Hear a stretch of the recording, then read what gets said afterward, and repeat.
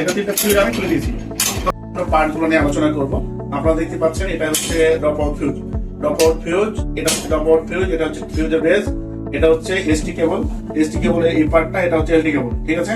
এটা হচ্ছে tap changing tap বলে এটাকে। আর এগুলো বিভিন্ন এসটি কেবল, এটা হচ্ছে এসটি কেবল, এটা হচ্ছে কি এলটি কেবল। তারপরে হচ্ছে এটা হচ্ছে রেড, ইয়েলো, ব্লু।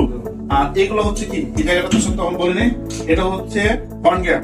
যখন ওভার ভোল্টেজ হয় কোন ঠান্ডার কারণে বা বিদ্যুৎ বজ্র পড়ে, তখন এটা বাতাস আয়নাইজ হয়ে গ্রাউন্ডে নামায় দেয়। এটা হচ্ছে হর্ন গ্যাপ, ঠিক আছে।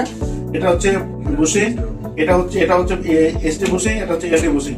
আর ওটা হচ্ছে কি রিজার্ভ ট্যাঙ্ক। এটার ভিতরে হচ্ছে বুকলস রিলে।